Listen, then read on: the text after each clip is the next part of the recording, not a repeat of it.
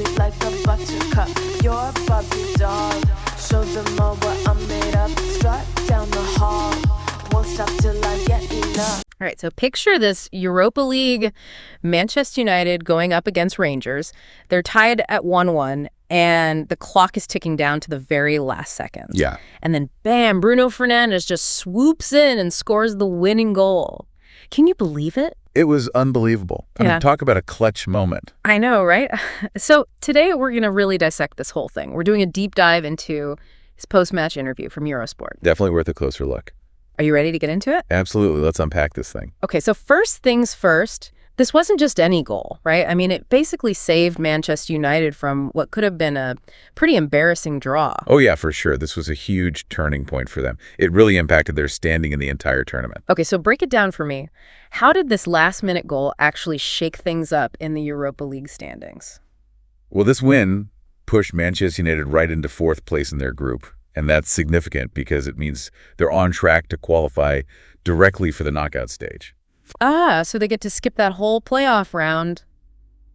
Less stress, more focus on the main event. Exactly. And this whole situation, this nail-biter of a win, really highlights the immense pressure that comes with playing for a club like Manchester United. Yeah, you're right. Not every team has that weight on their shoulders. Think about it, like Leicester City when they won the Premier League, a true underdog story. Yeah, total underdogs. But with Manchester United, it's almost like this unspoken rule, this legacy that players have to live up to every single time they're on that field. Absolutely. They're carrying the weight of all those expectations and those who came before them. Exactly.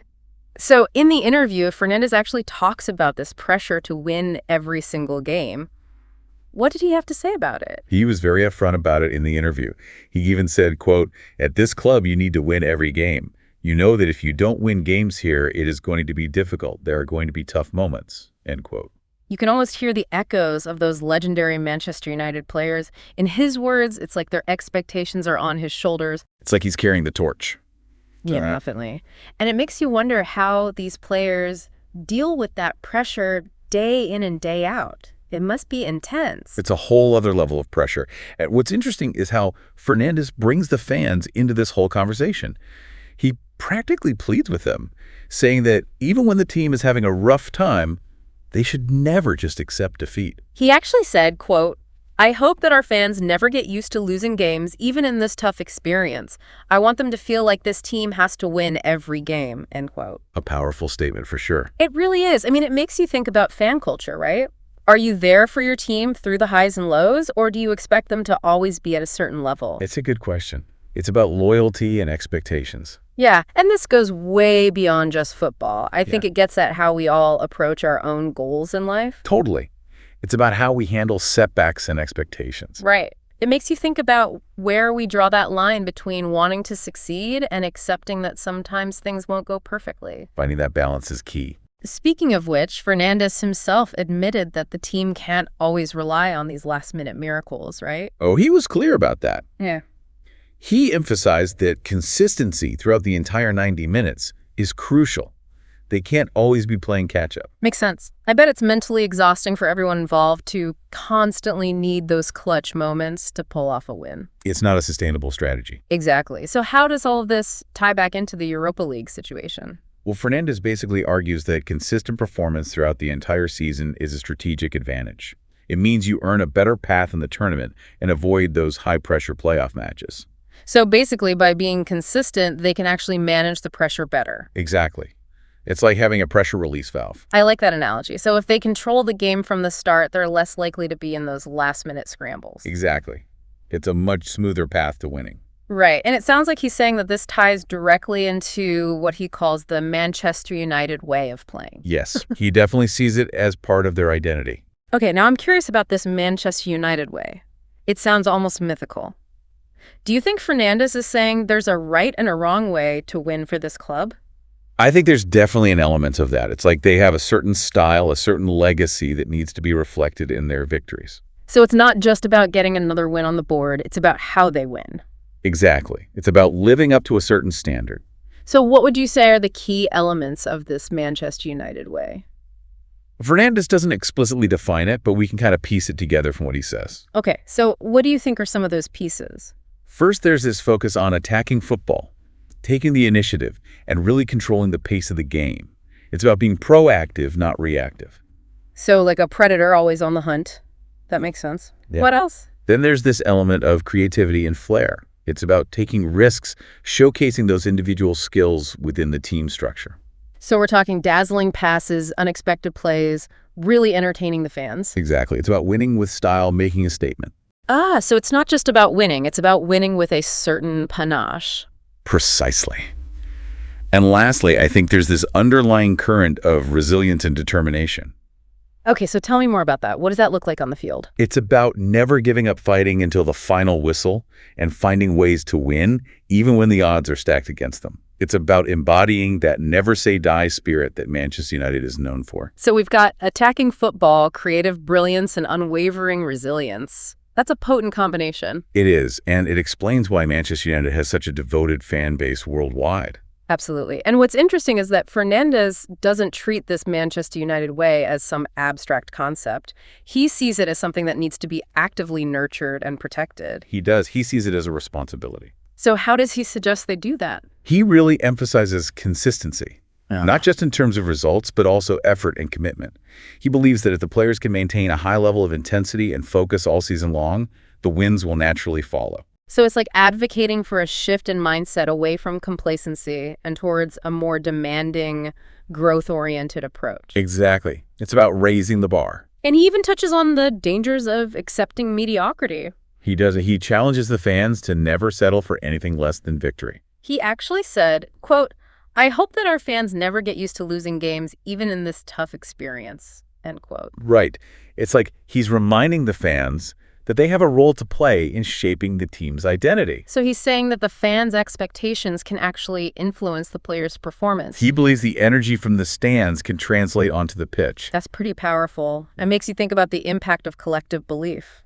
We see this in other areas of life, too, not just sports. Definitely. Shared expectations can actually shape outcomes. It's almost like a self-fulfilling prophecy. If you believe you can achieve something and you're surrounded by people who believe in you, you're more likely to succeed. Exactly.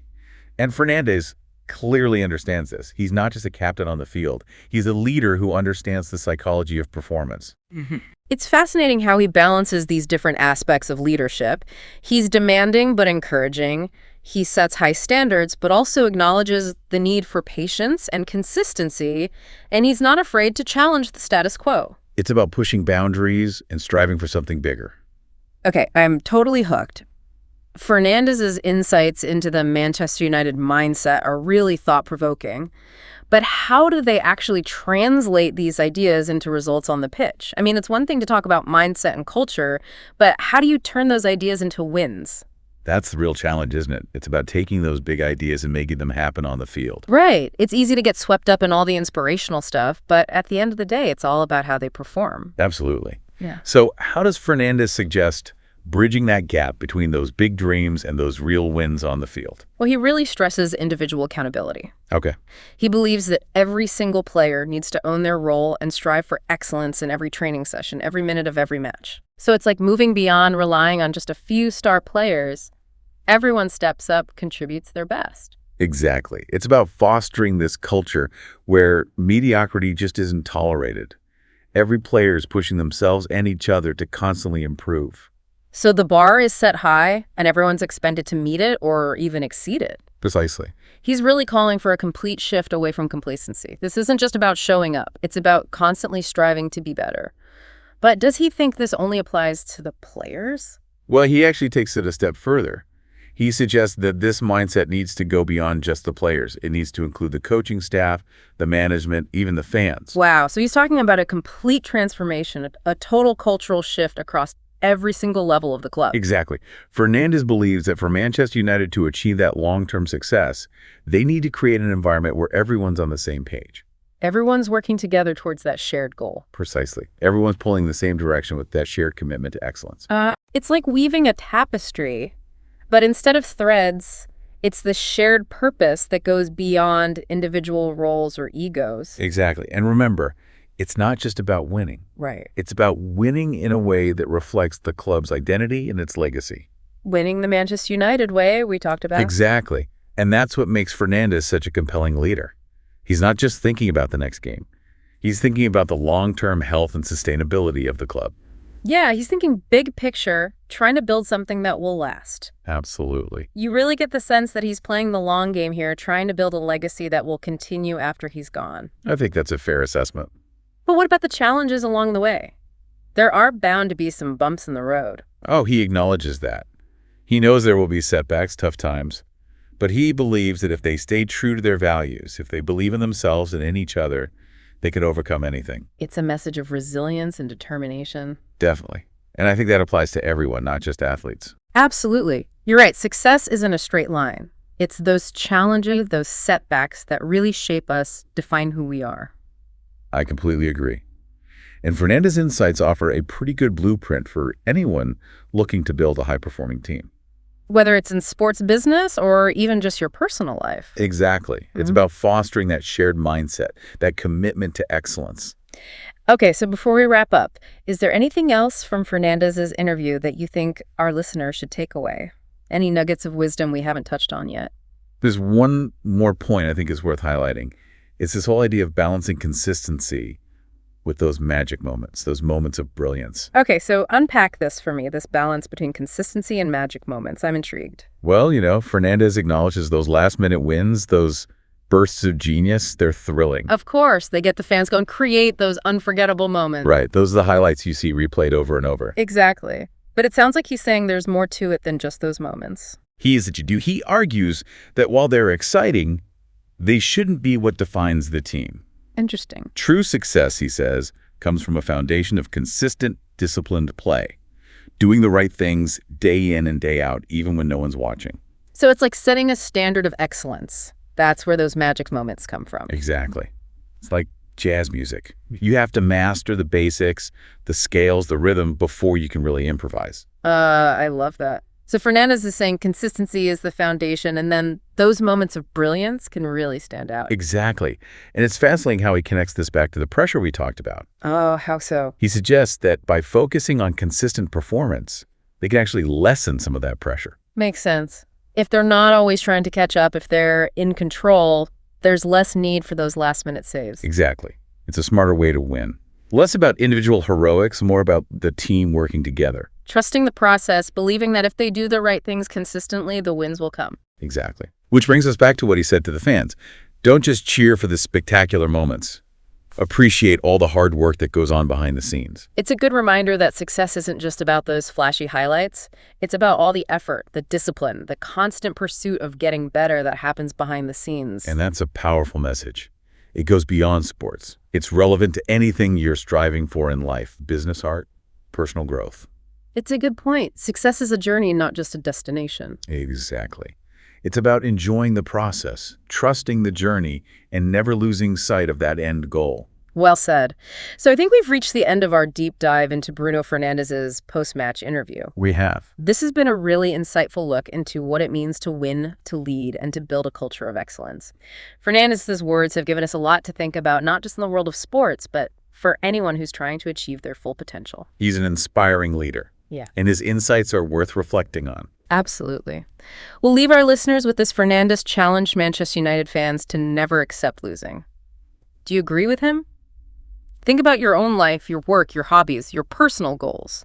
Where do you draw the line between always striving for more and knowing when to accept a setback? It's a question worth asking. Until next time. Sound the alarm. I'm coming up. We'll have the ball. I'm sweet like a buttercup. You're a Barbie doll.